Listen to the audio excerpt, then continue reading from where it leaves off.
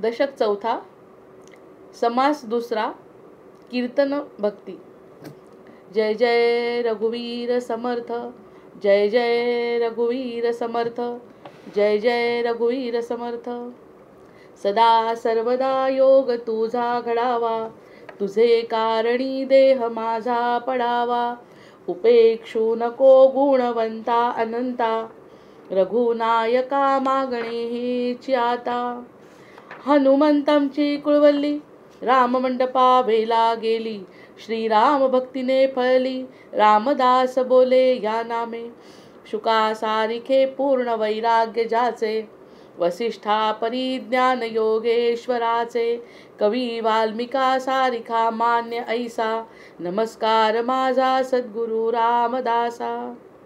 जयाचा जगी जन्म नामार्थ झाला, जयाने सदा वासना मात केला। जयाच्या मुखी सर्वदा नाम कीर्ती, नमस्कार त्या ब्रह्म चैतन्य मूर्ती। नेत्राने गुरुराज मूर्ती आपुली, मी जे धवा पाहिली। तू विष्णू शिव तूच दैवत मला, तू तात तू माऊली। झाला भाव मनात या मग करू, कोणास पाचारण। प्रल्हादा गुरुराजया नित तुम्हा, माझे असो वंदन, माझे असो वंदन। गणेश शारदा चैव सद्गुरु सज्जनस्तथा, आराध्य दैवतं गुह्यं सर्वं मे रघुनंदनः। गणेश शारदा सद्गुरु संत सज्जन कुळेश्वरू, सर्व ही माझा रघुवीरू, सद्गुरु रूपे श्रीराम। माझे आराध्य दैवत परम गुह्य गुह्यातीत, गुह्यपणाची मात न चले जेथे। यो जातो मरुदंश जोक्षित तले, संबोधयन सज्जनान ग्रंथम यो रचयन सुपुण्यजनकम। श्रीदास बोधाभिदम यकीर्त्या पठनेन सर्व विदुषां स्वांतापहारी सदा। सोयम मुक्तिकरक्षितौ विजयतो, श्रीरामदासो गुरुः। मला वाटते अंतरित्वा वसावे, तुझ्या दास बोधासित्वा बोध व्हावे। अपत्या परी पाववी प्रेमग्रासा, महाराजया सद्गुरु रामदासा। ब्रह्मानंदं परमसुखदं केवलं ज्ञानमूर्तिं, द्वंद्वातीतं गगनसदृशं तत्त्वमस्यादिलक्ष्यम्। एकं नित्यं विमलमचलं सर्वधी साक्षिभूतं, भावातीतं त्रिगुणरहितं सद्गुरुं तन्नमामि। गुरुर्ब्रह्मा गुरुर्विष्णु गुरुर्देवो महेश्वरः, गुरुः साक्षात् परब्रह्म तस्मै श्री गुरवे नमः। अनेन प्रियतां देवो भगवान् जानकीपतिः, श्रीरामचंद्र पूर्वेषामस्माकं कुलदैवतं, श्रोता वक्ता श्रीराम समर्थ। जय जय रघुवीर समर्थ, जय जय रघुवीर समर्थ, जय जय रघुवीर समर्थ। आजचा हा जो समास दुसरा सुरू होतोय, त्याआधी त्यांनी श्रवण भक्ती सांगितली आहे। सगळ्यात पहिल्यांदा समर्थांनी श्रवण भक्तीचा उल्लेख केला आहे। श्रवण भक्ती अगदी जन्मापासून श्रवणाचं आपल्या जीवनामध्ये महत्त्व आहे। श्रवण केल्याशिवाय माणसाला बोलता येत नाही। मुका असेल तर पहिल्यांदा त्याचे कान तपासतात की त्याला ऐकू येतंय का। त्याला जर ऐकू येत नसेल तर तो बोलेल काय। त्यामुळे श्रवणावरच आपलं सगळं अवलंबून आहे आणि श्रवण केल्यानेच आपल्याला जे काही आहे ज्ञान ते होत आहे आणि त्याप्रमाणे आपण बोलू शकतो। आता श्रवण भक्ती जर पूर्ण झाली, श्रवण जर भरपूर प्रमाणात झालं तर त्याचं मनन आणि चिंतन होतं आणि मनन आणि चिंतन झाल्यानंतर समर्थ म्हणतात, जो काही अनुभव आहे तो अनुभव एकमेकांना सांगावा, एकमेकांना वाटावा। अनुभव म्हणजे अंधश्रद्धा नव्हे, पण जे काही आपल्याला ज्ञान आहे ते सांगावं। अंधश्रद्धा ह्या सगळ्या गोष्टींवरती समर्थांचा विश्वास नाही। आता त्यांचे विचार कीर्तन भक्तीमध्ये काय आहे ते आपल्याला कळणारच आहे, पण श्रवण भक्ती तर कोणी करू शकतो। जे आपल्याला आवडतं ते सगळं श्रवण करतो। माणसाचं मन असं आहे की बरोबर एका मनाने चिंतन केलं की त्याबरोबर तशा तशा गोष्टी आपल्या समोर येतात। अर्थशास्त्रामध्ये एक अतिशय सुंदर उदाहरण आहे की तुम्ही म्हणे एखादी कार जर विकत घेतली, हे कारचं उदाहरण ते नेहमी देतात अर्थशास्त्रातले लोक। जर तुम्ही ती कार विकत घेतली आणि तिचा रंग लाल असेल तर लाल रंगाच्या आणि तशाच कार तुम्हाला दिसू लागतात. प्रत्यक्षामध्ये त्या कार आधी होत्या आणि नंतरही येणार आहे, असं असणारच आहेत आणि आताही आहेत. पण आपलं लक्ष बरोबर त्या कारकडे जाण्याचं कारण आपलं चिंतन, आपलं मनन, ती आपली झाली आहे वस्तू आता, किंवा त्या वस्तूवरती विशेष आपलं लक्ष आहे. मग श्रवण भक्तीतून काय झालं की त्याच्याबद्दल श्रवण केलं. मग ज्याच्याबद्दल श्रवण केलं किंवा जे श्रवण केलं त्याच्याकडे लक्ष जात आहे सारखं, जे आत्तापर्यंत जात नव्हतं. त्याच्यात जर सखोल चिंतन झालं, त्यात जर सखोल मनन झालं, त्यात जर सखोल अगदी वागणं झालं, तर मग तर बघायलाच नको. मग जळी स्थळी काष्ठी पाषाणी सगळीकडे तोच दिसतोय. त्यासाठी अनुभव अतिशय महत्त्वाचा आहे. शब्दांना किंमत केव्हा आहे? अनुभव असेल तर. नाही तर शब्दसुद्धा कोरडे आहेत. आजकाल आपण म्हणतो की नाही, शब्दांना किंमत कमी झाली आहे. काय पटकन कोणालाही कोणी काही बोलतं, चांगलं किंवा वाईट, आणि त्याला किंमत नाही राहिली. शब्दांची किंमत, त्याची धारच गेली आहे शब्दांची. याचं कारण वरवर वरवर उच्चार आणि वरवर वरवर बोलणं, ना अंतःकरणापर्यंत पोचत ते कोणाच्या, ना त्याबद्दल मनन चिंतन होत. त्यामुळे शब्दांचा अनुभव घेणे, एक तरी ओवी, एकच फक्त, एवढा मोठा ग्रंथ वाचायची सुद्धा गरज नाही जर आपली भक्ती मनामध्ये निर्माण झाली. आणि ते काम श्रवण भक्तीने होत आहे. मग श्रवण भक्तीने झाल्यानंतर त्यासाठी त्यांनी म्हटलं एक अशी छान छान गोष्ट आहे, म्हणजे असं सांगू शकतो उदाहरणादाखल. कारण कीर्तन भक्तीमध्ये त्यांनी ते सांगितलं आहे की जे ऐकलं ते पटलं पाहिजे, जे स्वतःलाही आणि इतरांनाही. आता एक साधं वाक्य आहे. एक व्यक्ती म्हणते की सल्ला नको, मला मदत हवी आहे. आपल्याला असं वाटतं किती लोक सल्ला देतात पटकन. एखादी गोष्ट काही झाली की त्यांचा अनुभव असो किंवा नसो, तुम्ही असं करून टाका, तुम्ही हा काढा प्या, तुम्ही या डॉक्टरकडे जा, किंवा तुम्ही नामस्मरण करा, इथपर्यंत लोक सल्ले देतात. स्वतः काय आहे याचा विचार करत नाही. त्याच्यावरती अतिशय सुंदर गोष्ट आहे ही. सल्ला नको, आम्हाला मदत हवी, असं कोणाच्याही मनात येतं. आणि जेव्हा ज्याला एखाद्या गोष्टीची गरज असते ना, त्यावेळी त्याला सल्ले नको असतात, जास्तीचं बोलणं नको असतं. आता एवढा मोठा ग्रंथ सांगत बसला, त्याला वेळ पण नसतो, त्याची इच्छा नसते. तो म्हणतो जी काही मी बोलतोय ना त्यावरती मला तुम्ही सल्ला देऊ नका, नुसती मदत करा म्हणतो. मदत केल्याने खूप काही घडेल. आणि आपल्याला वाटतं मदत काय करणार आपण, त्याच्यात छोटासा जीव आपला, आपण काय मदत करणार. तर एक पक्षी असतो, जो पक्षी याच्या समुद्राच्या बाहेर उभा असतो आणि सारखा आपला चोच घालतोय पाण्यामध्ये आणि पाणी शोषतो आणि थुंकतो, पाणी शोषतो आणि थुंकतो. त्याचा एक मित्र येतो त्याच्याजवळ. तो म्हणतो अरे काय करतोय हे असं. तर त्याचं कारण तो सांगतो की माझं बाळ याच्यात पडलं, या समुद्राने खाल्लं आहे माझं बाळ, तर ते मला काढायचं आहे आणि मी समुद्राला आटवून टाकीन म्हणतो. समुद्राला आटवून टाकीन बघा म्हणतोय. इच्छाशक्ती काही करू शकते. इच्छाशक्ती आपल्या मनात काहीही धरू शकते. हे त्याचं उदाहरण. दोन अर्थ निघतात या गोष्टीमधून. एक तर जो मला सांगायचा आहे तो, आणि दुसरा सुद्धा निघू शकतो आपल्या आपल्या मनाप्रमाणे कोणताही अर्थ. माझं बाळ यांनी खाल्लं म्हणजे किती प्रेम त्या बाळावर होतं, प्रत्येकाचंच असतं. माझं या समुद्राने खाल्लं आहे तर मी ते म्हणे चोचीनी काढतो आणि बाहेर फेकून देतो. हळूहळू पाहता पाहता समुद्र आटणार आहे याची मला खात्री आहे. तो म्हणतो असं कसं शक्य आहे रे, आपला जीव केवढा, हा समुद्र साधारण अगदी कोणी. तो म्हणतो मला सल्ला नको, मदत हवी. असं म्हटल्यावर त्या पक्ष्यांना असं वाटतं चला हा म्हणतोय तर करून तर बघू, त्याच्या म्हणण्यावर आपण विश्वास तर ठेवू. अजून 10 पक्षी येतात. 10 पक्षी येतात. 10 पक्षी तोंडामध्ये पाणी घेतात आणि टाकत राहतात. हे पाहून ते सगळे गरुड येतो आपला स्वतः. आता जास्त लांब ती गोष्ट सांगायची गरज नाही. गरुड, पक्ष्यांचा राजा, तो गरुड येतो. अरे इतके छोटे छोटे पक्षी तुम्ही समुद्राला आटवा, सल्ला नको मदत हवी. हे शब्द त्यांचा नेहमीचा, सल्ला नको मदत हवी. मग ते निघाले जेव्हा गरुड, विष्णू म्हणतात अरे तू निघून गेला तर माझं कसं होईल. आणि ते लोक काय आटवू शकणार आहे का समुद्र, समुद्र आटवू शकणार आहे ते. विष्णू म्हणतो. तर हा म्हणतो सल्ला नको मदत हवी. प्रत्येकाने एकच वाक्य लक्षात ठेवलं आहे. त्या पक्षापासून, त्या पक्ष्यांच्या राजापासून सल्ला नको मदत हवी. गरुड येतो, गरुडही ते करायला लागतो. ते बघून विष्णू येतात. विष्णू स्वतः अवतार घेतात. शेवटी हा गरुड ऐकत नाही, कोणीच ऐकत नाही. जेव्हा विष्णू समोर उभे राहतात एका पक्षाने, आता पक्षाचा राजा गरुड म्हणून विष्णूपर्यंत गेले. आणखी कोणाचा जो राजा असेल तो देवाचा असतोच कुठेतरी त्याचा अंश. तिथपर्यंत गेल्यावर गरुडांनी सुद्धा त्याला म्हटलं सल्ला नको मदत हवी. असं म्हटल्याबरोबर त्या विष्णू स्वतः जेव्हा अवतार घेतला, समुद्राचं काय चालतंय मग समुद्र म्हणाला मी घाबरलो, मी नाही आता, तुम्ही आता आटवायचा प्रयत्नही करू नका, मी त्या पक्षाचं बाळ देऊन टाकतो. याचा अर्थ हाच आहे सल्ला नको मदत हवी, म्हणजे शब्दांना अर्थ पाहिजे काहीतरी. जेव्हा कोणी म्हणतो की बोलू नको जास्त, सल्ला देऊ नको मला, त्यांनी जेव्हा असं म्हटलं 4 पक्षी आले, 4 पक्ष्यांच्या सोबत गरुड आला. गरुड आल्याबरोबर स्वतः विष्णूंना यावं लागलं आणि आल्यानंतर जे काही त्याचं कार्य होतं ते पूर्ण झालं आहे. आणि कशामुळे झालं आहे?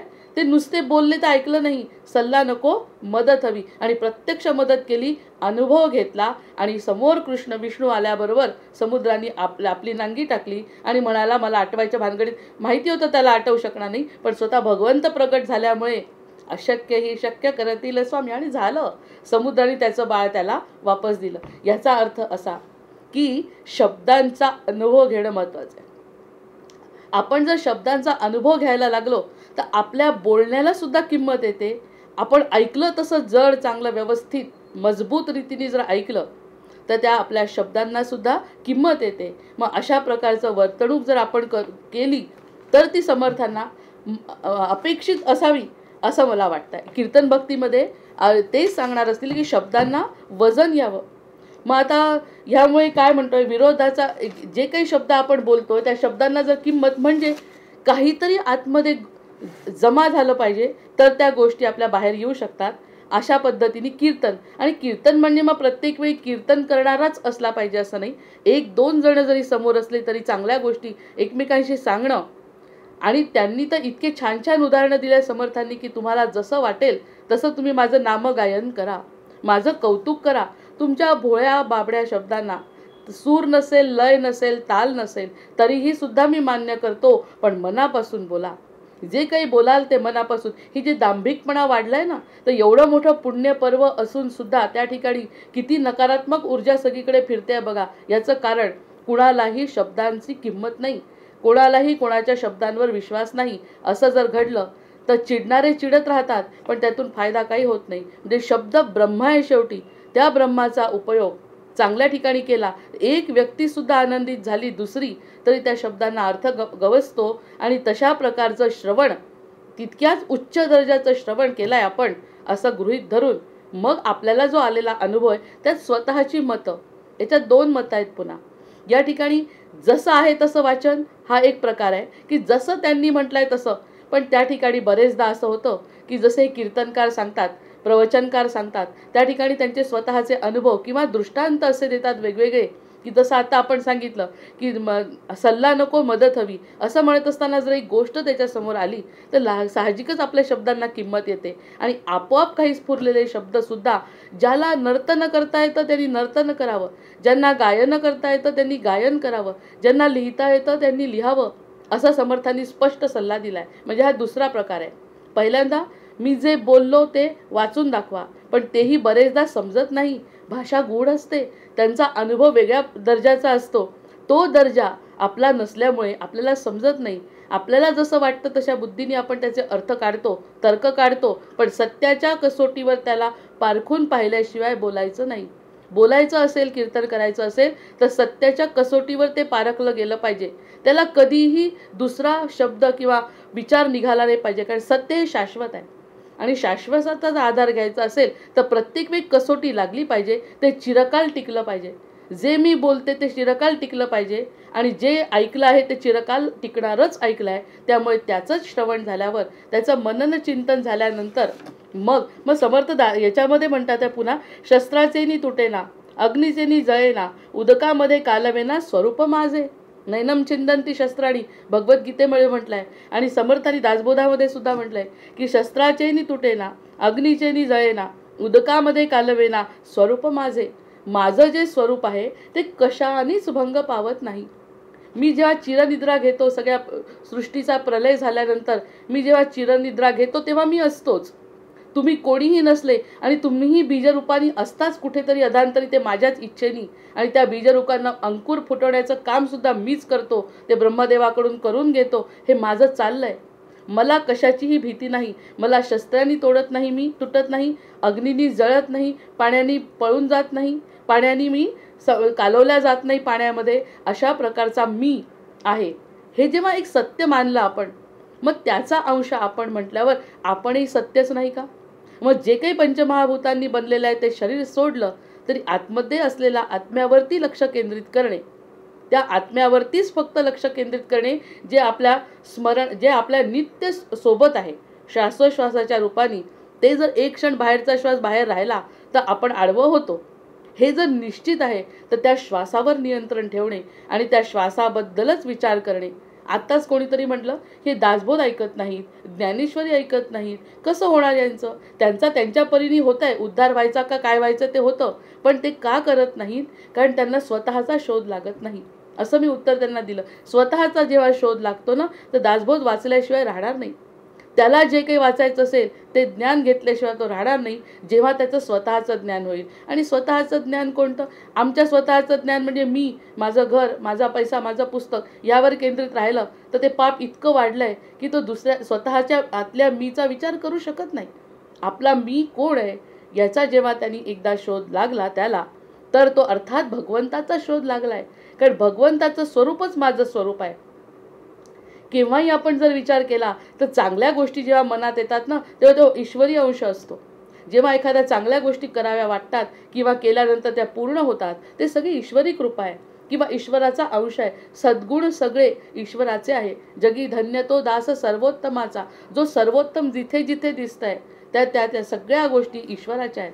मग ईश्वर आपल्याला ते करू शकतो. ते जर आपण करू शकतो तर याचा अर्थच हा झाला की आपण म्हणजे ईश्वराचा अंश आहोत. काही अंश पूर्णत्वानी अंश आहे. मी तर म्हणते नुसता अंश नाही. हे जर सोडलं तर तो जो श्वास आहे तो पूर्ण अंश ईश्वराचाच आहे. तो अवतार घेतलाय त्यांनी फक्त या देहामध्ये. एवढा अर्थ घेतला तर मी आणि तो वेगळा कसा राहील? अहम ब्रह्मास्मी म्हटलं. हे कठीण नाही आहे. समजून जर घेतलं, जे नाही माझं ते माझं नाही आणि जे माझं मी आहे ते माझं आहे, हे सत्य जर एकदा पटलं तर मग काय घडतं? ते कीर्तनकार म्हणतात, समर्थ म्हणतात, कीर्तनकारांनी इतकं कौतुकाने सांगावं स्वतःच्या ह्याची ओवी पुढे येणार आहे. मी आता फक्त 2 मिनिटं आधी थोड्याशा ओव्या जेव्हा बघितल्या तेव्हा त्यामध्ये ते दिसलं की जे मला सांगायचं आहे ती मी त्यांची परमिशन मला मिळाली आहे. त्यामुळे मी त्या ओव्या जेव्हा लुकआउट केल्या तेव्हा लक्षात आलं की हे आपण बोलू शकतो. कारण समर्थांनी सांगितलं आहे की माझ्याबद्दल जितकं कौतुक करायचं आहे रामाबद्दल ते सगळं तुम्ही तुमच्या पद्धतीने करू शकता. कुणाला काय करायचं आहे त्या पद्धतीने पण त्याच्यामध्ये एकच अट आहे, सत्य असावं, सचोटी असावी, त्या व्यतिरिक्त दुसरं काही चालणार नाही. वृत्तीस ओढ त्याची जो जगाचा नियंता. वृत्तीस ओढ त्याची जो जगाचा नियंता. निशंक होत साऱ्या भयरोग चिंता. आता माझ्या मनाला जर हे स्फुरलंय तर ते अर्थात भगवंताचं कौतुक आहे की वृत्तीस ओढ त्याची. कुणाच्या वृत्तीला ओढ लागू शकते? जो भक्त आहे त्याच्याच, किंवा ज्याला स्वतः कोण आहे हे समजलं, आपण त्याचा अंश आहे हे जर समजलं तर शब्द कसे फुटतील? आणि शब्द हे ब्रह्म आहे. शब्दांचा उपयोग कसा करायचा? सत्याच्या कसोटीवर ताडल्या गेले पाहिजे. मी म्हणजे एकटी मी नाही. श्रोता वक्ता श्रीराम समर्थ, लिहिणारा बोलणारा, ज्याला जशी कला जमते त्या कलाप्रमाणे तो भगवंताची आराधना करतो. मग मी म्हटलं वृत्तीस ओढ त्याची. प्रत्येक भक्तांनी म्हणावं वृत्तीस ओढ त्याची जो जगाचा नियंता.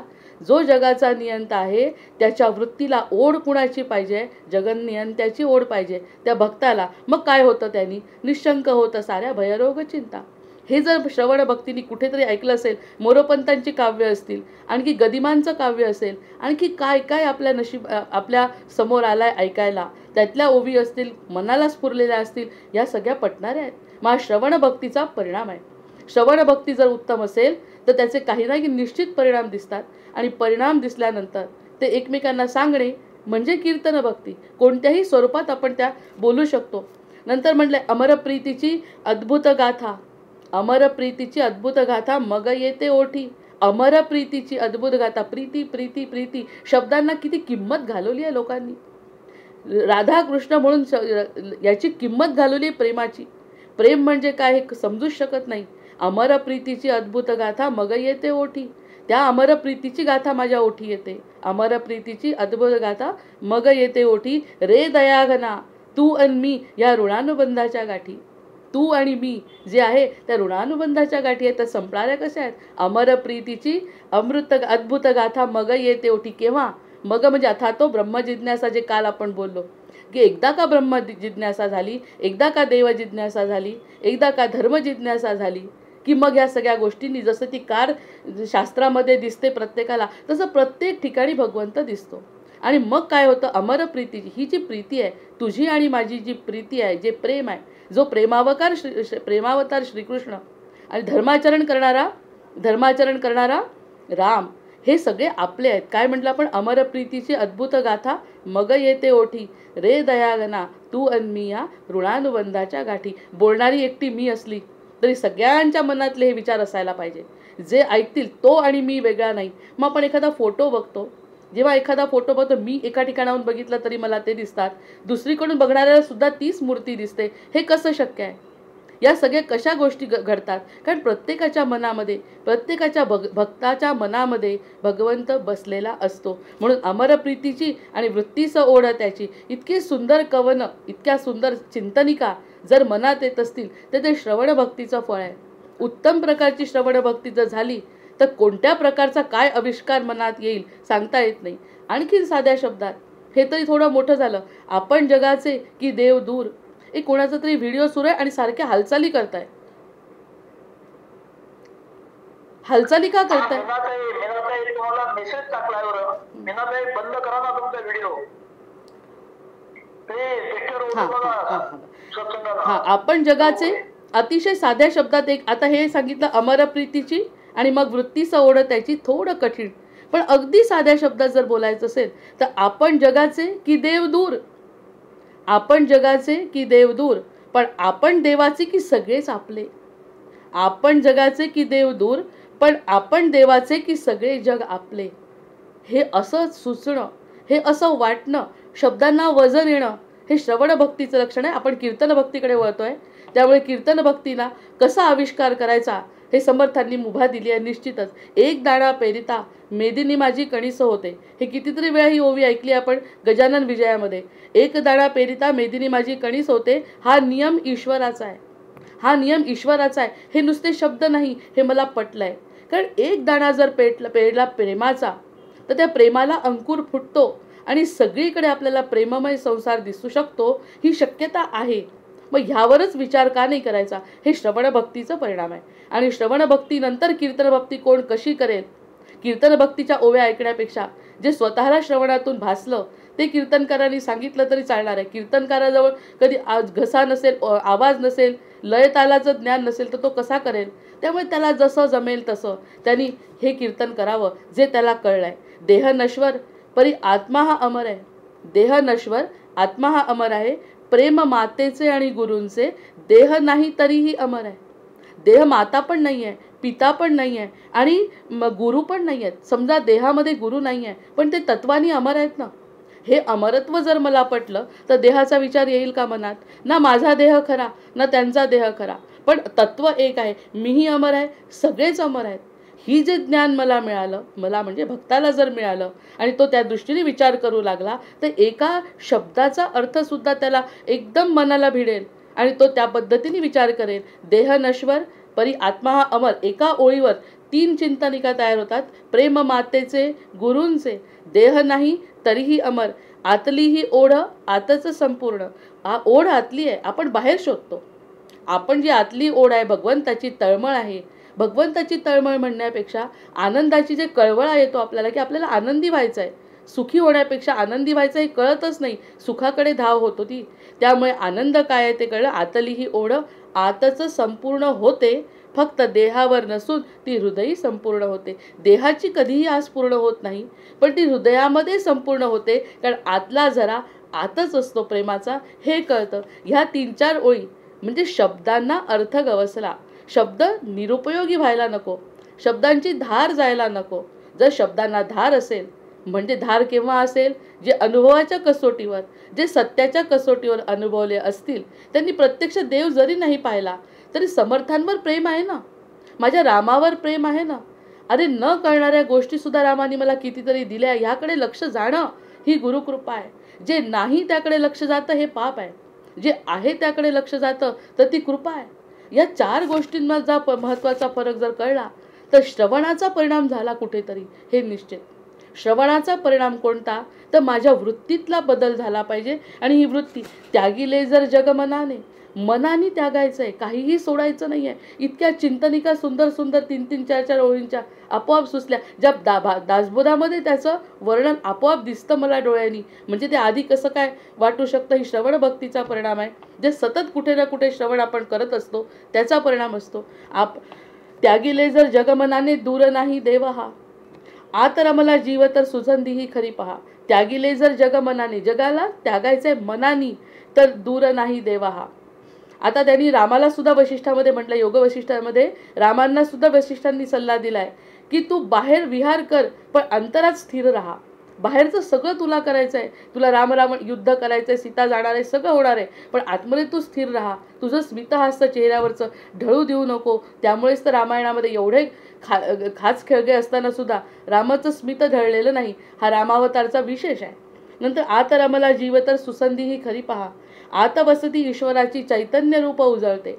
आतवस्ती ईश्वराची चैतन्य रूप उजळते. आतापर्यंत चैतन्य आहे हे वाटतच नाही. सतत नकारांमध्ये विचार गेल्यानंतर सकारात्मक विचार येईल कसा? अरे मी जिवंत आहे, काल ऐकलेली कविता, जास्तीचं काय मागायचं आहे देवाला? या सगळ्या गोष्टी जर आतल्या समजल्या, भास नाही दैन्य नाही लख कांती उजळते. कोणताही भास नाही, कोणतंही दैन्य राहिलं नाही, कोणताही भिकारीपणा राहिलं नाही, कोणाजवळ मागायची इच्छा राहिली नाही. याचं कारण लख कांती उजळते. कांतीला सुद्धा उजळा येतो. कांती नश्वर आहे म्हणतात, पण त्याला सुद्धा चैतन्य प्राप्त होतं. आणि त्याच शरीराला आपण म्हातारं करतो जेव्हा आपल्या मनाने आपण दुःखी असतो. मनाने दुःख असणं समर्थांना, संतांना, देवाला मान्य नाही. मनाने तुम्ही आनंदी उत्साही राहा, तुमच्या शरीरावर त्याचा काहीही परिणाम होणार नाही आणि अतिशय आनंदामध्ये तुम्ही जाल. आपल्यासोबत इतरांना सुद्धा आनंदी कराल. ती कीर्तन भक्ती आहे. त्याचा आपण प्रत्येक समासाचं जेव्हा सुरुवातीला प्रस्तावना देतो तर तो आपोआप नाही आहेत पुढचा समास त्यांचा, त्याआधी त्यांनी श्रवण करायला लावलाय. आणि मग म्हटलं आपण ज्याचा ध्यास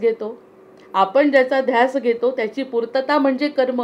आता मी कर्म आणि याच्यामधलाही फरक सांगते की आपण ज्याचा ध्यास घेतो ते जर पूर्ण झालं तर ते कर्म आहे माझं. एखादी गोष्ट माझ्या मनात आहे आणि ती मला पूर्ण करायची आहे.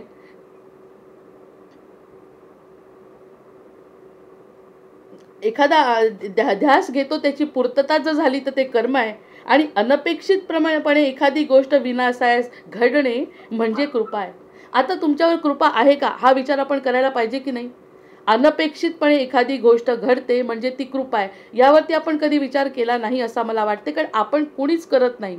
जे अज्ञानी असतात, ज्यांच्यावरती कृपा व्हायची वेळ यायची असते, ती कोणीच असा विचार करत. अनपेक्षितप्रमाणे अतिशय चांगला जन्म मिळाला, नरदेह मिळाला, चांगल्या कुळात मिळाला, बुद्धी मिळाली आणि समज मिळाली आहे, मार्ग मिळाला आहे, गुरु मिळाले आहे. एवढ्या सगळ्या चांगल्या गोष्टी अनपेक्षितपणे आपल्या जीवनात जर घडल्या तर ती कृपा आहे. आणि आपण एखादं काम ठरवलं, मी ठरवलं MSc व्हायचं आहे, MA व्हायचं आहे, लिटरेचरमध्ये MA केलं, शिकवलं, हे सगळं कर्म आहे. ते माझं कर्म मी केलं. म्हणजे कर्म म्हणजे कोणतं? आपण ज्याचा ध्यास घेतो त्याची पूर्तता म्हणजे कर्म. मी ध्यास घेतला, मला शिकवायचं आहे, ते पूर्ण झालं, माझं कर्म झालं. पण कर्मानंतर सुद्धा एक अनपेक्षितपणे जे जीवनामध्ये बदल घडतात ती कृपा असते, हे मानायला पाहिजे. हे मानणं म्हणजे श्रवण भक्तीचा परिणाम असतो. आता याच्या सगळ्यात शेवटच्या 4 ओळी म्हणजे गहाण असे हा मुक्त जाहला जीव अकस्मात. या श्रवण भक्तीमुळे जर असा परिणाम झाला, ज्याला मी बांधून टाकलं होतं देहामध्ये, तो जर मुक्त झाला तर, जसं पोपटाला पिंजऱ्यातून सोडून दिलं, तो उडून गेला आणि मुक्त विहार करू लागला आकाशामध्ये, त्याचा आनंद कसा? की ज्याला बांधून ठेवलं तर असं या जीवाला अडकवलंय आपण. या एवढ्याशा देहामध्ये एवढाच छोटासा विचार आणि छोट्याशा कल्पना आणि छोटीशी बुद्धी तेवढाच विचार करते. तळ्यात राहणारे बेडकं आणि समुद्रातले मासे फरक आहे ना? या सगळ्या गोष्टींचा विचार केला तर तो जीव एकदम मुक्त होतो. कशाने? त्याच्यावरचं बंधन मुक्त होतंय. कशाचं बंधन? मी छोटा आहे, उलट मी मोठ्याचा अंश आहे. नदीला जात असताना जेव्हा वाटतं समुद्राकडे मी छोटी आहे, पण जसं समुद्रामध्ये झेप घेते तिला कळतं समुद्र म्हणजेच मी आहे. तिला आधी वाटत असतं मी गोड आहे तर मी कशी जाऊ पुढे, समुद्र खारट आहे. हा सगळा विचार सोडून द्यायचा आहे. तिने सरळ एकदम, आणि तिच्याजवळ दुसरा पर्याय नसतो. एकदा का ती त्या मार्गाला लागली, खाली उतरायला लागली डोंगरावरून कपाऱ्यांवरून, की सरळ तिला समुद्रामध्ये जाण्याशिवाय दुसरा मार्ग नाही. हे तिचं विधिलिखित आहे. जसा मनुष्य जन्म मिळाला की कल्याण होणार, ते कसं येणं केनं प्रकाराने तुम्ही भगवंताकडे जाणार हे ठरलेलं आहे. खाच खळके येणार. मग ती जेव्हा उडी मारते तेव्हा मग काय राहतं शिल्लक? ती म्हणते मी वेगळी होती, पण आता मी त्याची झाली आहे ना.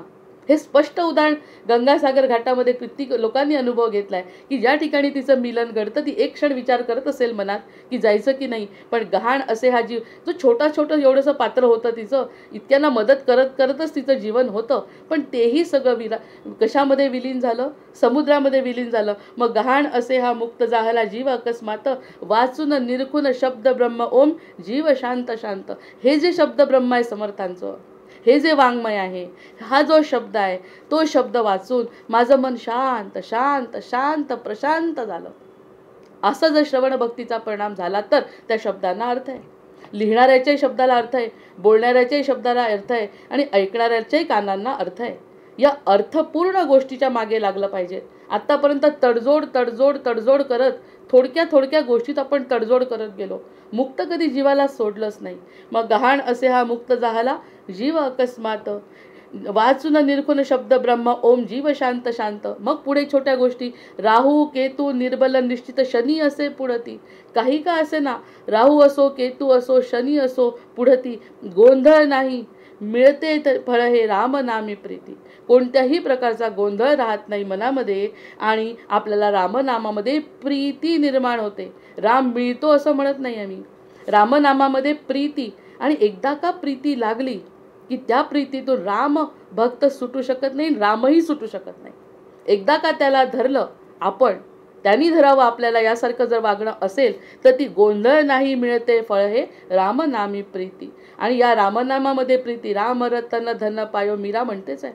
प्रत्येक कवी असं म्हणतोय, त्याला जसा राम वाटला, जसा त्याला भगवंत दिसला, त्याप्रमाणे त्यांनी त्याचं वर्णन केलं आहे. आणि जर ती रामनामामध्ये प्रीती लागली तर त्यांनी म्हटलंय, राहू केतू निर्बल निश्चित शनी असे पुढती. आता शनीच्या पीडा लागतात, राहूच्या पीडा प्रत्येकाला लागतात, प्रत्येकाची दशा ठरलेली आहे, त्या दशेमध्ये ते त्यांचं फळ देतात.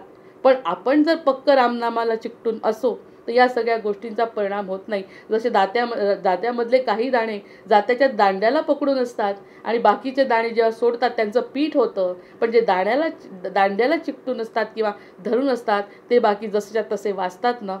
तशा उदाहरणाप्रमाणे आपण जर रामनामी प्रीती धरली, आणि हे नुसते शब्द नाही, जेव्हा शब्दांना किंमत यायची असेल तेव्हा स्वतःचे शब्द आपण वापरायला पाहिजे. समर्थांचा दासबोध हे वाङ्मय, हे शब्दब्रह्म समजण्यासाठी श्रवण भक्ती हे समजणं, वाचणं, चिंतन मनन करत या सगळ्या गोष्टी जर जीवनात घडल्या तर काही त्या शब्दांना, हा जो अट्टहास चाललाय प्रत्येकाचा आनंदासाठी, नको अट्टहास वृथा धावपळ एक तरी ओवी अनुभवावी, इतक्या चिंतनिका लिहिल्या गेल्या आहेत.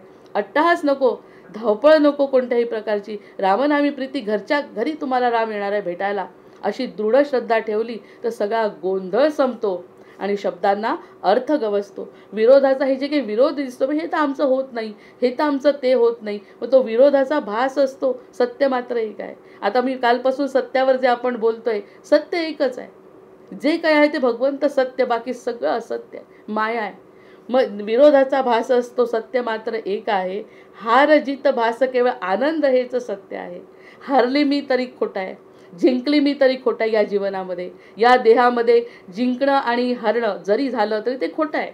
देहाने जिंकली, खूप मोठी प्रसिद्धी मिळाली, आता तर प्रसिद्धीच्या झोतात इतके लोक येतात, त्या प्रसिद्धीच्या झोताला सुद्धा अर्थ नाही, तोही पाण्याचा बुडबुड आहे. इतके शिकलेले लोक आहेत, जर त्यांच्या मनात शांती नसेल, स्थैर्य नसेल तर ते हारलेले आहे. म्हणजे हार आणि जीत हे सगळं खोटं आहे, तो भास आहे. सत्य फक्त एक आहे. जसा विरोधाचा भास असतो, सत्य मात्र एक आहे. विरोध कितीही वेगळा वाटत, ही स्त्री आहे, हा पुरुष आहे, हे असं आहे, हे कठीण आहे, हे सोपं आहे, हे काही अर्थ नाही आहे त्याच्यात. आपण स्थिर राहायचं, आपल्या मनाने जर स्थिर राहिलो आणि आपला पूर्ण विश्वास, रामदासी परंपरा स्वीकारली, जी ज्यांनी स्वीकारली असेल, अगदी रामदासच म्हणून नाही, आता वारकरी संप्रदायातले लोक पाहणं किती आनंदी असतात की जेव्हा जातात वारीला तेव्हा त्यांच्याकडचं सुख बघून आपल्यालाच वाटतं, यांना काय मिळालं असं, पायात चप्पल नाही, खायला अन्न नाही मिळत, बरेचदा इतके दिवस त्यांना म्हणे मुखदर्शन व्हायचं नाही, मुखदर्शन नाही, आम्हाला प्रत्यक्ष दर्शन घ्यायचं आहे. किती वेळ उभे राहतात दशमी एकादशी पाहायला आहे, तेव्हा असं वाटतं यांना विशेष काहीतरी मिळालं आहे. मग तो सत्याकाचा प्रवास आहे त्यांचा. त्यामुळे मध्ये रस्त्यातही त्यांना विठ्ठल भेटतो म्हणतात. ज्या अर्थी प्रत्येक ठिकाणी विठ्ठलाचं अस्तित्व आहे तसं त्यांना कुठेतरी भेटत असेल, त्यामुळे ते सुखी राहत असतील. ते त्यांचं सांगत नाहीत, कारण वारकरी परंपरा अतिशय पवित्र परंपरा आहे. ते स्वतःचं गुणगानही गात नाही, नुसते रममाण असतात. कोणत्याही प्रकारचं गुणगान ते जास्तीचं इतरांना सांगत नाही. ते गुणगान विठ्ठलाचं गातात, पण इतरांना सांगत सुटत नाही. मला असा अनुभव म्हणजे स्थिर बुद्धीने समाधी अवस्थेमध्ये ते जातात आणि विठ्ठलाचा प्रत्यक्ष अनुभव घेतात. हे सगळ्या शब्दांना वजन देण्यासाठी श्रवण भक्तीचा समास संपला आणि कीर्तन भक्तीचा समास सुरू व्हायच्या आधी या माझे काही स्वतःचे कवन जे चिंतनिका आहेत त्या चिंतनिका सांगण्याचा अधिकार मला आहे हे स्पष्ट त्या कीर्तन भक्तीमध्ये दिलं आहे. ते मी जेव्हा वरवर वाचलं तेव्हा हे 4-5 श्लोक सांगण्याची इच्छा मला झाली. नाहीतर समर्थांच्या शब्दांपुढे आपली काहीही किंमत नाही. पण समर्थ म्हणतात जसं तुम्हाला समजलं आहे ते तसं तुमच्या शब्दात सांगून स्वतः अनुभव द्या आणि अनुभवाने काहीतरी बोला, लिहा. हे कीर्तन भक्ती आहे. ज्याला जसं जमेल तसं त्यांनी रामाचं भजन करावं असं म्हणून आता आपण कीर्तन भक्तीला सुरुवात करू. दशक 4 समास 2 कीर्तन भक्ती. श्रोती भगवज्जन पुसिले ते नवविधा प्रकारे बोलिले त्यात प्रथम श्रवण निरोपिले दुसरे कीर्तन ऐका श्रीराम. सगळ्यात पहिल्यांदा मी श्रवण भक्तीबद्दल सांगितलंय. समर्थ म्हणतात की भगवज्जन पुसले की नवविधा प्रकार काय. मी नवविधा प्रकारच्या भक्तींबद्दल बोललो आणि ते नंतर त्यातली पहिली भक्ती जी आहे श्रवण भक्ती त्याबद्दल तुम्हाला पहिल्या समासात सांगितलं. आता मी या समासामध्ये कीर्तन भक्तीबद्दल बोलणार आहे. कीर्तन भक्ती म्हणजे जे आपण आत्मसात केलंय ते दुसऱ्यांना किंवा दुसऱ्यांजवळ व्यक्त होणे. कीर्तन भक्ती. सगुण हरिकथा करावी, सगुणाची हरिकथा करावी. हरिकथा करत असताना मूर्ती मांडावी, मूर्तीची उपासना करावी, मूर्तीची पूजा करावी, भगवत कीर्ती वाढवावी, भगवंताची देव मस्तकी धरावा, अवघा हलगल्लोळ करावा. काय लाजायचं आहे त्यात. आम्ही हिंदू आहे ना, मस्त टिळा लावायचा, आपले स्वतःचे परंपरा सगळ्या जपायच्या आणि भगवत कीर्ती वाढवणाऱ्या सगळ्या गोष्टी करायच्या. समर्थ म्हणतात असं करणारा अतिशय आवश्यक श्रवण ज्यांनी केलाय तो पक्का तयार झालेला श्रोता आहे. त्यांनी भगवत कीर्ती वाढवावी, अखंड वैखरी वदवावी. आता अखंड वैखरी वदवावी. आपली जी वैखरी आहे, आपली जी वाणी आहे ती सतत बोलती ठेवायची आहे. आता बोलती काही लोकांचा असा अनुभव आहे, म्हणजे आपणच स्वतः ऐकलेलं आहे की खूप ज्ञानी असतात पण बिलकुल कोणाशी बोलत नाहीत, कोणाला सांगत नाहीत, चर्चा करत नाहीत, त्यांचं मत मांडत नाहीत. वाईट असो चांगलं असो अजिबात मत मांडत नाही. याला आपण म्हणतो की छोट्या वृत्तीचे लोक असतात हे, की अनुभव आला तरी फुकट काय द्यायचं आहे कोणाला. देणं सुद्धा एक वृत्ती लागते. जे आपल्याजवळ आहे ते द्यायला सुद्धा वृत्ती लागते. तीही खूप जणांची नसते. ज्ञान असतं पण इच्छा नसते सांगायची. अखंड वैखरी वदवावी. चांगल्या गोष्टी आपण कितीतरी वायफळ गोष्टी केलेल्या आत्तापर्यंत, त्या वायफळ गोष्टी सोडून फक्त भगवंताच्या बद्दल बोलणं हे जर केलं तर त्याला कीर्तन भक्ती म्हटल्या जाते. कारण आपण त्याच्याच बद्दल बोलतोय. आम्ही एकदा माझी गुरु बहीण आणि मी एकदा का फोन सुरू झाला 2.5-3 तास चालला, म्हणजे 2दा इंटिमेशन दिलं फोननी की वेळ संपलेली आहे 1 तासाची. आणि जेव्हा असं झालं 2-3 तास झाल्यावर त्या व्यक्ती स्वतः मला म्हणाल्या, हे तर आपण एकमेकांशी बोलून विचारू सुद्धा शकतो का गं, मी तर इतकी नामस्मरण करते, सारखी मी जपमाळ करते, पण महाराजांच्या समोर उभं राहून आपली एवढी चर्चा झाली, महाराजांनी असं तर म्हटलं नसेल की आज हिने माळ केली नाही. मी तिला म्हणा हा तुझ्या मनाचा भाग आहे, मला त्याच्या शंका नाही, मी निशंक आहे प्रत्येक वेळी. माझ्या मनात असं अजिबात. आणि मूर्ती तुझ्या घरात आहे, गुरूंच्या समोर तू उभी आहे, फोन तू केलेला आहे आणि तुझ्या मनात एवढ्या शंका. जर तुझ्या मनाचं समाधान होत नसेल ताबडतोब फोन ठेवायचा. आपण कोणीही कोणाला आग्रह केलेला नाही की बोलायचं आहे. म्हणजे स्पष्ट वक्तेपणा आला भगवंताबद्दल आहे तो, की जर तुझ्या मनामध्ये माळ करणं महत्त्वाचं वाटत असेल आणि यातून तितकं जर तुला मिळत नसेल तर ताबडतोब तो फोन बंद करावा. ज्या ठिकाणी तेवढी पूर्ण समाधान मिळत नाही ती गोष्ट ताबडतोब करावी. स्वतःच म्हणाली नाही नाही असं काही नाही, महाराज हसत होते, आपण त्यांच्याबद्दल बोलू. हे दुसऱ्यांदा का बोलावं लागलं. पहिल्यांदाच मनात शंका का, चांगल्याही गोष्टीमध्ये शंका का, इतरांमध्ये आणि आपल्या संभाषणामध्ये काही फरक आहे की नाही. आणि तो जर नसेल जाणवत त्या शब्दांना किंमत नाही. माझ्या तेवढा अभिमान मला आहे निश्चितच. मी ताबडतोब म्हटलं विचार कर, मूर्ती तुझ्या घरात आहे आणि तू तिथून बोलते, मी फोन केलेला नाही आणि तुझ्या मनात जर शंका असेल within a fraction of second you should cut the phone. 1 मिनिटाच्या आत फोन बंद करायचा आहे. एवढा आपला स्वतःचा विश्वास आपल्यावरती असला पाहिजे की आपण जे करतोय ते भगवंताची चर्चा करतोय.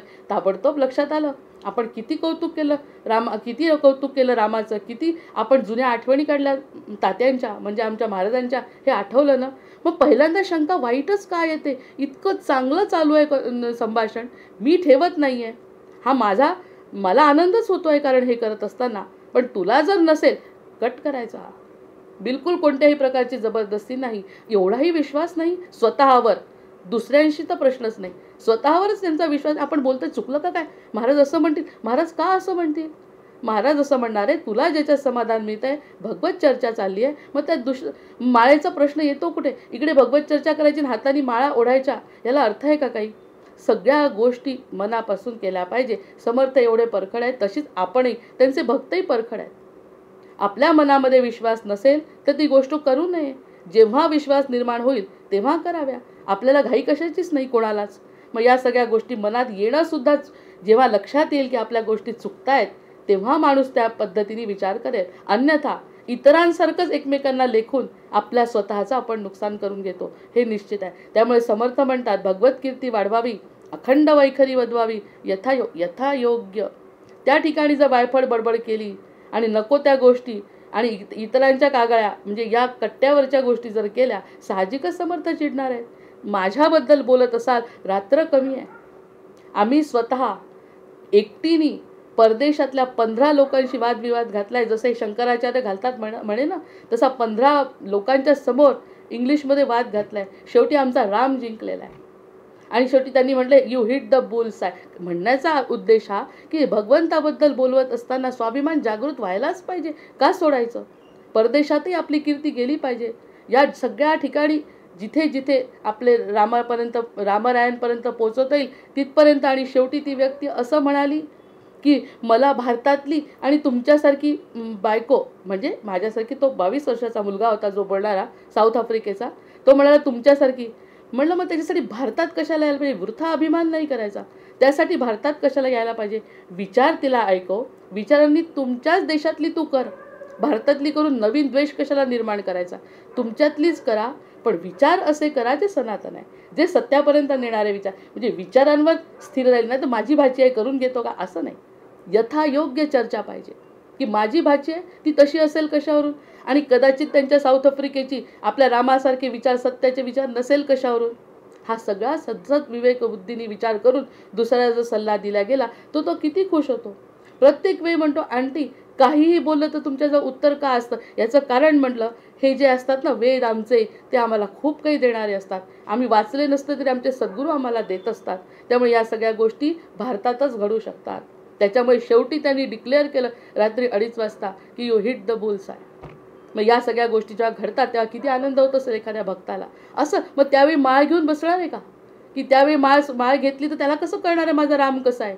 त्यामुळे सतत चर्चा करणे, त्याच्यावरती जसं मोडकं तोडकं भजन कीर्तन जे बोलता येईल ते बोलणं सुरू करावं. कारण कितीच लोकांचे अनुभव घेतले की स्वतःजवळचं ज्ञान असून आक्रंसून ठेवायचं आहे स्वतःजवळ, ते द्यायचं नाही. हे समर्थांना मान्य नाही. समर्थांनी मी जेव्हा समास वाचला तेव्हाच मी माझ्या शब्दांना अर्थ सापडला. बहुत करावे पाठांतर करावं, त्याशिवाय यायचं नाही. कंठी धरावे ग्रंथांतर, कंठामध्ये ग्रंथ पाहिजे. ग्रंथांच्या आधाराने बोलायचं आहे. भगवत कथा निरंतर करीत जावी आणि भगवत कथा निरंतर करावी. एकदा झाली म्हणून नाही, मागच्या वर्षी आटपून टाकला सत्यनारायण असं नाही, आटोपला नाही. तो करत असतानाचा आनंद घ्यायचा. आपुल्या सुखस्वार्था केलीच करावी हरिकथा, हरिकथे वीड सर्वथा राहोच नाही. स्वार्थासाठी का होईना पण हरिकथा करा. नित्य नवा हव्यास धरावा, साक्षेप अत्यंतची करावा, हरिकीर्तने भरावा, ब्रह्मगोळ हवगा. आता ब्रह्मगोळ सगळ्यांना नित्य नवा हव्यास, काहीतरी वेगळं द्यायचा प्रयत्न. एकदा नाही का माझे दुसरा समास आपला सुरू होता आणि दुसऱ्या समासाला खूप जण नव्हते. आता तर ते त्यांची आणखी अडचण झाली, ते येऊ शकले नाही. पण दुसऱ्या समासाला पुन्हा घ्या म्हणाले. पुन्हा घेतलं, अगदी वेगळ्या पद्धतीचं निरूपण झालं. कारण शब्दांचा आधार कसा घ्यायचा, फक्त शब्दांचा आधार घेऊन आपल्या मनाचे जे शब्द बोलायचे असतील तर त्याला पाठांतराची गरज नाही. मग या सगळ्या गोष्टी आपोआप कराव्या. हरिकीर्तने भरावा ब्रह्म, आणि सगळीकडे हरिकीर्तनाचा नामघोष व्हावा. मनापासून आवडी, जीवापासून अत्यंत गोडी, सदा सर्वदा तातडी हरिकीर्तनाची. हरिकीर्तनाची तातडी. आज 9 वाजता निरूपण आहे. म्हणून अगदी 9 वाजेपर्यंत वेळ, सकाळपासून त्याचे वेध लागले पाहिजे की आपल्याला आज काय बोलायचं आहे, काय करायचं आहे, काय वाचायचं आहे, काय द्यायचं आहे. कीर्तन करणाऱ्यांनी ऐकणाऱ्याला तरी साधं असतं. जे आतापर्यंत आयुष्यभर जे ऐकलं किती सोपं आहे. त्यांनी बोलायचं, कानाने ऐकायचं, एवढं सोपं आहे. पण जो हरिकथा करत, कारण आता कीर्तन भक्ती सुरू आहे, त्या ठिकाणी पाठांतर करायचं आहे आणि नित्य नवा हव्यास पाहिजे की नवीन काहीतरी मला मिळवायचं आहे आणि नवीन काहीतरी मला द्यायचं आहे. हा हव्यास पाहिजे. साक्षेप अत्यंतची करावा, हरिकीर्तने भरावा, मनापासून आवडी, जीवापासून अत्यंत गोडी, सदा सर्वदा तातडी हरिकीर्तन. जीवापासून गोडी पाहिजे, मनापासून गोडी पाहिजे हरिकीर्तनाची. नाहीतर पैसे मिळतात म्हणून हरिकीर्तन करणारे लोक नुसते बुडबुडे, ज्ञानाचे बुडबुडे आहेत ते सगळे. या बुडबुड्यांना अर्थ नाही. भगवंताचं कीर्तन प्रिय, भगवंताला कीर्तन फार आवडतं. कीर्तने समाधान होय, कीर्तनाने समाधान होय. बहुत जनासी उपाय हरिकीर्तने कलियुगी. आणि कलियुगामध्ये हरिकीर्तनासारखा उपाय नाही. ज्या ठिकाणी मन तल्लीन होऊन अगदी डोलत राहतं.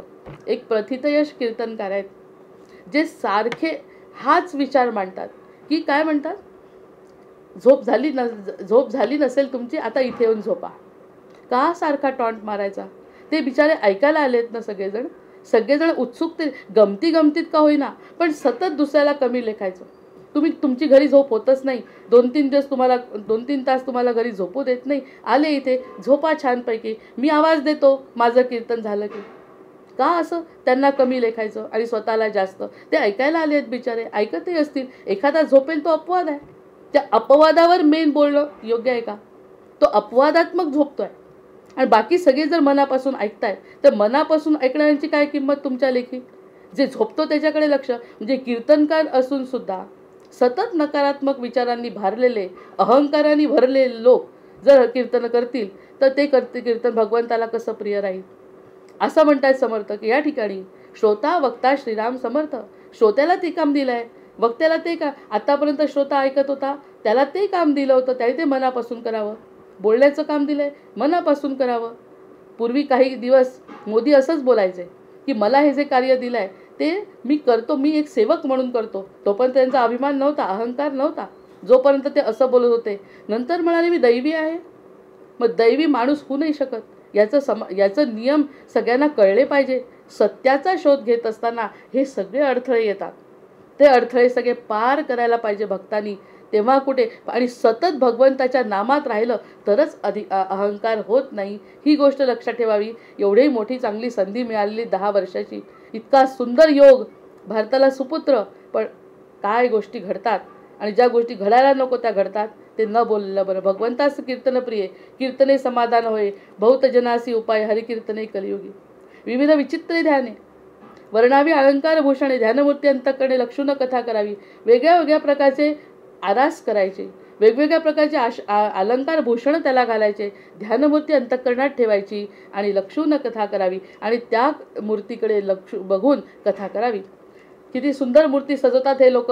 मारवाडी लोक जेव्हा कथा करतात त्यांच्या इतकी सुंदर सजवतात. त्यांच्याजवळ एक तर पैसा, लक्ष्मी त्यांच्यावरती प्रसन्न आहे, त्यामुळे ते अतिशय सुंदर भगवंताची आरास करतात. त्याच्याकडे पाहत कीर्तन करावं. यश कीर्ती प्रताप महिमा, त्यांचा यश कीर्ती प्रताप महिमा गावा त्यांचा. आवडी वर्णावा परमात्मा, जणे भक्तांचा आत्मा तुष्ट होय. भगवत भक्त ऐकायला काय आलेले आहेत की त्याचं कीर्तन, त्याची हरिकथा, त्याचा गोडवा, त्याची नम्रता, त्याची तो दया आहे. दयाशील असा जो परमात्मा आहे, त्या दयाळू दयाघन परमात्म्याच्या गोष्टी सांगाव्या, जेणेकरून त्याचा आत्मा तुष्ट होईल. सांगणाऱ्यांनी अशा गोष्टी सांगाव्या की ज्यांनी ऐकणाऱ्याचा आत्मा तुष्ट होईल. मग असे ऐकणारे कोणाला ऐकायचं हे आपल्या हातात आहे. पण कीर्तन करणाऱ्यांना हे लक्षात ठेवायला पाहिजे की आपण काय बोललं पाहिजे ज्यांनी ऐकणाऱ्याचा आत्मा तुष्ट होईल. कथा अन्वय लापणिका, सुसंगत कथा सांगाव्यात. मी आता म्हटलं ना, लुकआउट जेव्हा केला समास, त्यामध्ये 4-5 ओळी अशा दिसल्या की ज्यांनी मला थोडं धैर्य आलं, बळ आलं. या 4 आपल्या चिंतनिका आपण मांडू शकतो. कथा अन्वय लापणिका, नामघोष कळतारिका, नामघोष करावा मधून श्रीराम जयराम जय जयराम असा. करतारिका, टाळ्या वाजवाव्या, प्रसंगी बोलाव्या अनेका. धाता माता नेमस्त, कधी आता बघा, धाता माता नेमस्त एवढाच शब्द मला आठवला एकदम की काल्पनिक बोधकथा, सत्यकथा रंगवून सांगाव्या. काल्पनिक असतील, बोधकथा असतील, सत्यकथा असतील, त्या रंगवून सांगाव्या. जे सांगून एकदा नाही, दोनदा नाही, तीनदा नाही, ऐकल्यानंतर कधी ना कधी त्यांच्या मनात परिणाम होईल. मध्येच जयघोष करायचा. अनंत कोटी ब्रह्मांड नायक राजाधिराज योगीराज सच्चिदानंद सद्गुरू श्री ब्रह्मचैतन्य रामानंद प्रल्हाद महाराज की जय. जय जय रघुवीर समर्थ जानकी जीवन स्मरण जय जय राम. असा घोष करत करत कीर्तन करावं. कथा अन्य लापणिका सुसंगत अशा नामघोष करताळिका टाळ्या वाजवाव्यात. प्रसंगे बोलाव्या अनेका. मध्येच जर प्रसंग आला तर आपल्या मनाने बोधकथा, चांगल्या चांगल्या सुसंगत अशा सत्यकथा, काल्पनिक असल्या तरीही चालतील पण त्या सांगाव्या. कारण कधी कधी काल्पनिक कथांमधून सुद्धा माणसाला बोध होतो. ते त्याच्या दृष्टीने सत्य होतं. एक ती कीर्तनकार, त्या बाईची गोष्ट, एक कीर्तनकार होते कथेकरी, जे सांगायचे की हा जो मंत्र आहे त्या मंत्राने भवसागर पार केला जातो. ही नदी म्हणजे काय? नदी काही विशेष नाही. या स्त्रीचा इतका विश्वास त्या कीर्तनकारा. शेवटी श्रद्धा काम करते. सांगणारा कोण आहे माहिती नाही. आपली स्वतःची श्रद्धा जसं असेल तशी काम करते. आणि ह्यांनी सांगितलं आणि तिने ते मानलं. वाक्यप्रमाण चातुर्मास सुरू होता. चातुर्मासामधल्या कथा संपल्यानंतर शेवटच्या दिवशी नदी दुथडी भरून वाहू लागली आणि कोणी कसं जायचं त्या तिकडच्या बाजूला समजेना. तिने त्या गुरुजींनी सांगितलेला मंत्र म्हटला आणि नदी पोहून गेली. आणि दुसऱ्या दिवशी जेव्हा या काकड्याला आली सकाळी, ते म्हणे इतकी मोठी गर्दी, इतकी मोठी पाणी दुथडी भरून वाहते, तू कशी? महाराज तुम्हीच तर सांगितलं. तो मंत्र जो होता तो मंत्र मी म्हटला. मला माझ्यावर विश्वास नाही, तुला कसं काय सांगितलं? त्यांनी मनातल्या मनात विचार केला. मी तर सहजच सांगितलं या सगळ्या गोष्टी, पण श्रद्धा तिची काम करून गेली. ह्यांच्यामध्ये काही नसलं म्हणून म्हणतात ना, शिक्षक कसाही असला तरी चालेल, विद्यार्थी उत्तम असायला पाहिजे. तसा सांगणारा कसाही असला तरी चालेल, ऐकणारा श्रोता जर तयार असेल तर त्या गोष्टीचा चांगला अर्थ घेतो. म्हणून बोधकथा एखाद्याने सांगितली, ती मनाला पटली आणि त्याचं कल्याण झालं, काही सांगता येत नाही. म्हणजे कोणत्या क्षणी कोण कशाचं कल्याण करून घेईल स्वतःचं सांगता येत नाही. मग त्या बाईचं जसं झालं तसं बोधकथा सांगता सांगता ती खोटी का असेना एखाद्याच्या बाबतीत ती खरी होते. आणि ते घडलं तर झालं राम पावला म्हणायचं. टाळ मृदांग हरिकीर्तन, टाळ वाजवायचे, मृदंग वाजवायचे, हरिकीर्तन करायचे, संगीत नृत्य तान मान नाना कथा अनुसंधान तुटोची नेदावे, तुटू नाही द्यायचं व श्रोत्याला उठू नाही द्यायचं. आणि त्यांनी सतत त्या गोष्टीचा विचार केला पाहिजे. हे कसं किती छान वाटतंय, किती गोड वाटतंय, संपू नये असं वाटतंय, जावं नाही वाटत. आणि गेल्यानंतरही खूप वेळ मनात जर त्या गोष्टी रेंगाळत असतील तर तो कथाकार अतिशय उत्तम दर्जाचा कथाकार म्हणवला जाईल. कारण त्यांनी स्वतःचा अनुभव जो त्यांनी स्वतः श्रवण केला आहे, अनुभवातून बोलणारा वक्ता अधिकच प्रिय होईल. करुणा कीर्तनाच्या लोटे, कथा करावी गडगडाटे, श्रोत्यांची श्रवणपुटे आनंदे भरावी. श्रोत्यांना असं वाटलं पाहिजे, आम्हाला लहानपणी ऐकलेलं कीर्तन गर गर गर गर विमान डोले, आता पूर्ण श्लोक जरी आठवत नाही त्यांचं बोट सुद्धा आठवत आहे, गर गर गर गर विमान डो. किती आवडला तो श्लोक.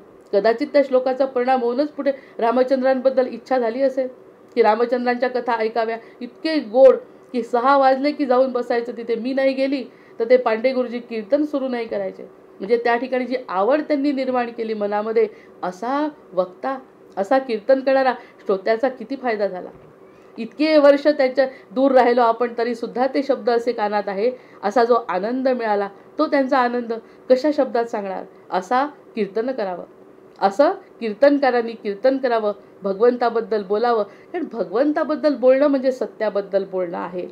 सत्याला आपण प्राधान्य दिलं आहे, बाकी सगळ्या गोष्टी मिथ्या आहेत. त्यामुळे जो सत्य बोलतो ते आज नाही उद्या आपल्याकडे आकर्षित होतोच, हे निश्चित आहे. कारण एक दाणा पेरला एवढं मोठं कणीस होतं, त्या कणसाचे किती दाणे असतात, किती लोकांना त्याचा फायदा होतो, हे सगळं आपोआप घडतं. करणाऱ्यांनी फक्त मनापासून हरिकीर्तन करावे. कंप रोमांच स्फुरणे. किती वेळा झालंय असं तर किती वेळा ऐकताना झालंय. माझं जास्त बोलणं तर आत्ता 4 महिन्यात सुरू झालंय, पण ऐकताना असं वाटायचं दार लावून ऐकावं. कुणाला वाटेल ही दुःखाने रडते की काय. पण इतकं आता समर्थांचा गोंधळ ऐकला, जसा समर्थांनी रचलेला गोंधळ ऐकल्यावर 2 तास डोळ्यातलं पाणी थांबलं नाही. हे सगळे श्रवणभक्तीचे परिणाम. खरं तर श्रवणभक्तीवर आपण जास्त बोललो आहे, कारण श्रवणभक्ती जास्त चांगलं आहे. बोलणं फार वेगळी गोष्ट आहे, पण श्रवणाने समर्थ रचित गोंधळ म्हटलं. आधीच तर समर्थ, त्यातल्या त्यात भवानीचा गोंधळ आहे आणि समर्थांनी रचलेला असा गोड गोंधळ आहे तो. ते ऐकल्याबरोबर 10 मिनिटं काय 2 तास शेजारच्यांना कळलं सुद्धा आणि दार लावून घेतलं आणि मस्त आनंद घेतला त्याचा. कंप रोमांच स्फुरणे. इतके स्फुरण की रामदासांना ती देवी दिसली आणि देवीचा गोंधळ ते स्वतःच्या देवी माता जोगेश्वरी काहीतरी असे शब्द आहेत त्याचे, तो गोंधळ लिहिलेला आहे मी. तर तो गोंधळ जेव्हा ऐकला त्यांचा, त्या साठे म्हणून आहे, त्यांनी म्हटला बापरे, अंगी कंप रोमांच स्फुरणे प्रेमाश्रू सहित गाणे.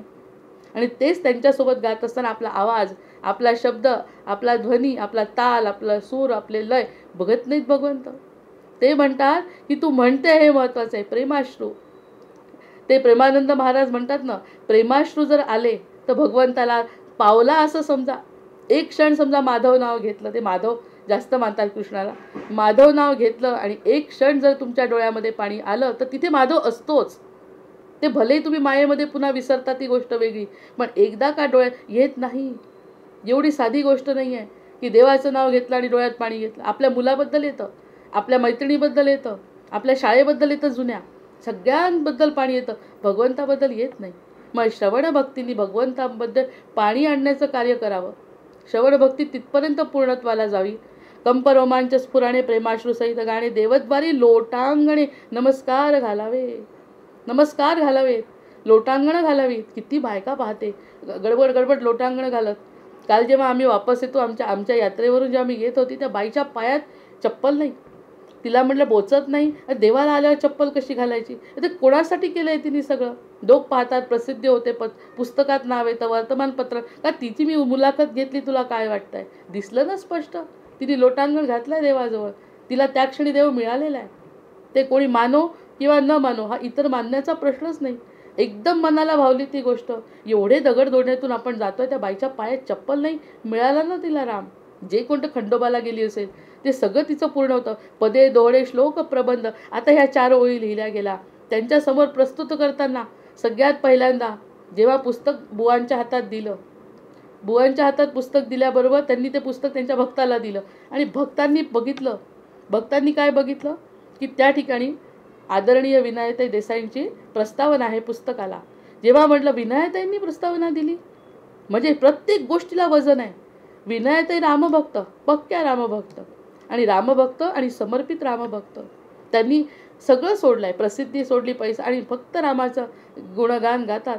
अशा बाईंनी प्रस्तावना देणं मनापासून, ह्या गोष्टी बघितल्या त्यांनी हे पुस्तक घेतलंच पाहिजे. ह्या अशा गोष्टी विकत आणि पैशाचा प्रश्नच ज्या ठिकाणी येत नाही ते आपोआप पदे दोहडे श्लोक प्रबंध.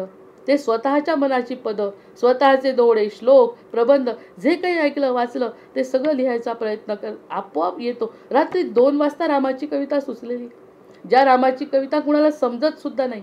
आणि जे चांगले शिकलेले ते म्हणतात की हे अद्वैत सिद्धांत तुम्ही त्या ठिकाणी सांगितला. म्हणजे सांगायचा वगैरे काही प्रश्न नाही, सांगायचा प्रयत्न पण नव्हता. तो सुचला तसा फक्त कागदावर उतरवला, एवढंच. याच्या व्यतिरिक्त माझं योगदान त्यात नाही. अद्वैत सिद्धांत रामाच्या कवितेत आला ही सोपी गोष्ट नाही. पदे दोहडे श्लोक प्रबंध, धाटी मुद्रा, अनेक छंद. छंद वापरतो वेगवेगळ्या प्रकारचे, मग ते छंद सुद्धा वापरले जातात. वीरभाटी व विनोद सांगावे, प्रसंगाप्रमाणे विनोद. हा असा त्यांचं परमिशन, त्यांची परवानगी मिळाल्यानंतर मी स्वतःच्या 4 ओळी या ठिकाणी सांगितल्या. कारण ते म्हणतात तुम्हाला जसं भावलं, माझा शब्द प्रमाण, त्या ठिकाणी म्हटलंय शब्द समर्थांचा प्रमाण, पण त्यानुसार माझ्या बुद्धीला, माझ्या मतीला तुमच्या कृपेनी जे काही शक्य झालं ते शक्य होत असताना, मांडत असताना किती आनंद होतो. स्वतःचं बाळ जसं बाईला आवडतं तसं एखादं काव्य जर स्फुरलं तर त्याबद्दलची विशेष प्रीती असते प्रत्येकाची, की ते कसं सुचलं असेल. ती सुचण्याची जी संकल्पना आहे ती संकल्पनाच खूप अद्भुत आहे. मग या सगळ्या गोष्टी जर घडत असतील तर ती श्रवण भक्तीचा परिणाम म्हणून केलेली कीर्तन भक्ती आहे, प्रसिद्धीसाठी केलेली नाही. भक्ती नाना नवरसिक शृंगारिक गद्यपचना करा. शृंगारिक म्हटलं ना, वसंताचा मृदगंध पकडला, रत्नाकर हृदयात प्रगटला. अशा ह्या गोष्टी ज्या सुचतात त्या म्हणतात शृंगारिक करा, गद्यपद्यांचे कौतुक करा, नाना वचने प्रास्ताविक शास्त्राधारे बोलावे. या 4 ओळी जेव्हा वाचल्या होत्या तेव्हाच मी या 4 चिंतनिका सांगायचा प्रयत्न केला. नाही तर समर्थांची इच्छा नाही, आपण बोलणार नाही. समर्थ इच्छेप्रमाणे आपण सगळं करणार. भक्ती ज्ञान वैराग्याचं लक्षण सांगावं. सांगत असताना स्वतःला अनुभव पाहिजे थोडासा. वक्त्याचं जबाबदारी आहे ती, की स्वतः, नाहीतर जे स्वतः करायचं नाही ते इतरांना नुसते सल्ला नको, मदत हवी. तुम्ही मदत करा. सल्ला काय देता, सल्ला द्यायला अतिशय स्वस्त आहे. भक्त ज्ञान वैराग्यण नीती न्याय स्वधर्म रक्षण स्वतःच्या धर्म थांबते. जय जय रघुवीर समर्थ. भक्ती ज्ञान वैराग्य लक्षण नीती न्याय स्वधर्म रक्षण साधन मार्ग अध्यात्म निरूपण प्रांजळ बोलावे श्रीराम. प्रसंगे हरिकथा करावी सगुणी सगुण कीर्ती धरावी निर्गुण प्रसंगे वाढवावी अध्यात्म विद्या श्रीराम. पूर्व पक्ष त्यागुण सिद्धांत निरूपण करावे नेमस्त बहुधा बोलणे हवे वास्तव बोलो चिनये श्रीराम. जय जय रघुवीर समर्थ. आज शेफालीताई म्हणणार आहे. म्हणा शेफाली. चाले साधनाचे फळ संसार झाला सफळ